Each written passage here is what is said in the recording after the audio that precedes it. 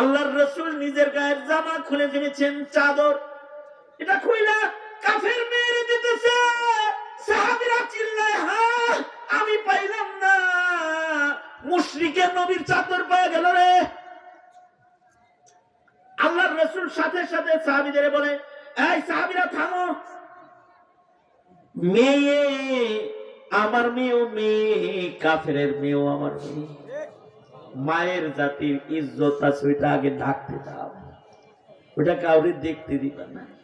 এটা হলো আখলাক, এটা হলো চরিত্র। যে কাফেরের মেয়ের দৃষ্টি কারণ কাফেরের মেয়ের অঙ্গের উপরে না পড়ে যায়, এ কারণে আল্লাহর রাসূল আখলাক ওয়ালা পয়গম্বর মেয়েটাকে হিজাব পরায় দিতেছে, পর্দা পরায় দিতেছে।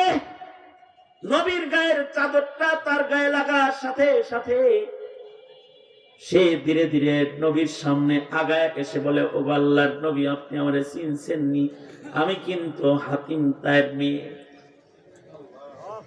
আল্লাহর রাসূল বললেন, হাতিম তায়ের কন্যা নাকি তুমি? তোমার বাবা তো অনেক ভালো মানুষ ছিল, দানবী। হাতিম তায়ের কন্যা তুমি? তুমি গ্রেফতার হয়েছো? হ্যাঁ, আমার ভাইও গ্রেফতার হয়েছিল, আমার ভাই পালায় গেছে গা, আমি ধরা খেয়ে রয়েছি, আমি হাতিম তায়ের মেয়ে।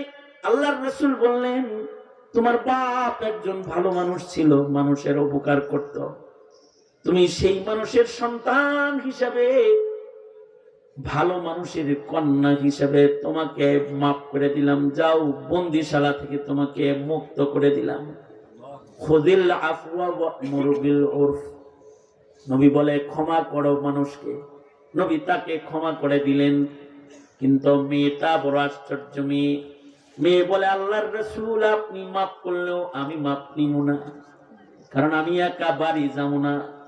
যদি আপনি আমার বান্ধবীদেরকেও মুক্ত করেন তাহলে আমি মুক্তি নিব, আর যদি আমার সাথীদেরকে দাসী বান্দি বানান তো আমিও দাসী বান্দি হব, কিন্তু একা একা সাথীদেরকে রেখে ছেড়ে আমি বাড়ি যাব না।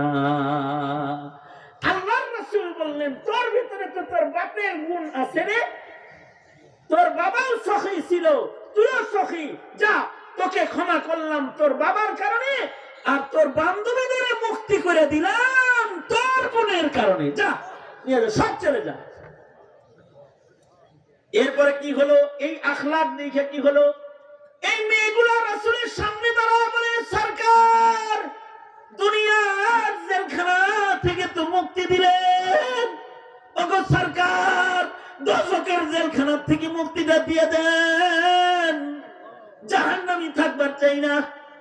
দুনিয়ার জেলখানা থেকে মুক্তি দিছেন, কালমাটা পড়ায় দেন, জাহান্নামের জেলখানা থেকেও আমরা একটু মুক্তি পাই যাই। আল্লাহর রাসূল সাল্লাল্লাহু আলাইহি ওয়াসাল্লাম নবীজি সাহাবায়ে কেরামদেরকে এইভাবে আখলাক শিখাইছেন। সাহাবীরা কেমন আখলাক করা হয়েছে। এবার নবীজি দুইজন সাহাবীকে দায়িত্ব দিলেন, যাও হাতিম তায়ের মেয়েকে তার বাড়ি পাহারা দিয়ে আসো, রাত দিন সফর করে মরুভূমির উপর দিয়ে একা একা কেমনে যাবে, তোমরা দুইজন যা দিয়ে আসো। দুই সাহাবী পাহারা দিয়া হাতিম তায়ের কন্যাকে তার বাড়ির দিকে নিয়ে গেল। 2-3 দিন মরুভূমিতে সফর করে গেছে। নিজের বাড়িতে যা দেখে তার ভাই আদি দরজায় বসে আছে। বোনরে দেখে বলে, বোন তুই কেমনে এলি? আমি পুরুষ মানুষ পালাই আইছি, তুই কেমনে এলি? বোন বলে, তুমি পালাই আইছ আর আমি সর্দারের মতো আইছি, সর্দারের মেয়ে, সর্দারের মতো আসছি। আদি বলে, সাবধান, চোরের বড় গলা, বড় বড় কথা কস। দুইজন যুবকের সাথে মরুভূমির উপর দিয়ে হাইটা রাত দিন সফর করে তুই আমার বাড়ি পর্যন্ত পৌঁছেছিস। হাতিম তায়ের বাড়িতে কোনো চরিত্রহীন মেয়েকে জায়গা দিব না। না জানি এই দুই যুবকে রাস্তায়, পাহাড়ের চিপায়, আধারে আর মরুভূমিতে কতবার তারা তোকে না জানি ইজ্জত হরণ করেছে। এমন ইজ্জত বিক্রি করা কোনো বোনকে আমি আমার ঘরে জায়গা দিব না, বেরোয় যা। এই কথা বলতেই হাতিম তায়ের মেয়ে বলে, সাবধান, মুখ সামলায় কথা বলো আদি, মুখ সামলায় কথা বলো।